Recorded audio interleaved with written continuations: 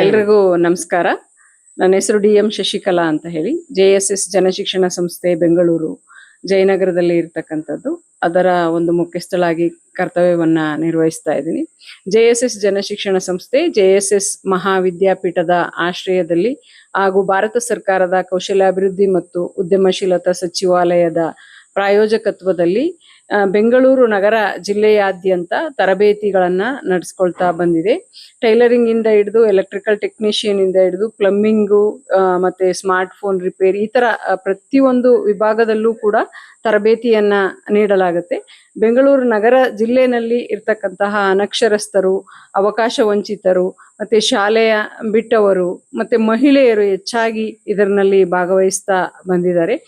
ಇದರ ವೈಶಿಷ್ಟ್ಯತೆ ಏನು ಅಂತ ಹೇಳಿದ್ರೆ 18ರಿಂದ 45 ವರ್ಷ ಒಳಗಿರ್ತಕ್ಕಂತಹ ಮಹಿಳೆ ಅಥವಾ ಪುರುಷ ಒಂದು ಪ್ರದೇಶದಲ್ಲಿ ಅಥವಾ ಒಂದು ಗ್ರಾಮೀಣ ಭಾಗದಲ್ಲಿ ಅಥವಾ ಒಬ್ಬ ನಗರ ಪ್ರದೇಶದಲ್ಲಿ ಅವರದೇ ಆದಂತಹ ಒಂದು ಜಾಗದಲ್ಲಿ 20 ಜನ ಎಲ್ಲಿ ಕೂಡ್ಕೊಂಡು ನಮಗೆ ಇದರ ಅವಶ್ಯಕತೆ ಇದೆ ಅಂತ ಹೇಳಿ ನಮಗೆ ಬೇಡಿಕೆಯನ್ನ ಸಲ್ಲಿಸ್ತಾರೋ ಅಲ್ಲಿಗೆ ಹೋಗಿ ಅಲ್ಲೇ ಒಬ್ಬ ವೃತ್ತಿ ಬೋಧಕರನ್ನ ಪತ್ತೆ ಹಚ್ಚಿ ವೃತ್ತಿ ಬೋಧಕರನ್ನ ಅಲ್ಲಿ ನೀಡಿ ಅವರಿಗೆ 80 ದಿನಗಳ ಕಾಲ ಈ ಒಂದು ತರಬೇತಿಯನ್ನ ನಡೆಸಲಾಗುತ್ತೆ.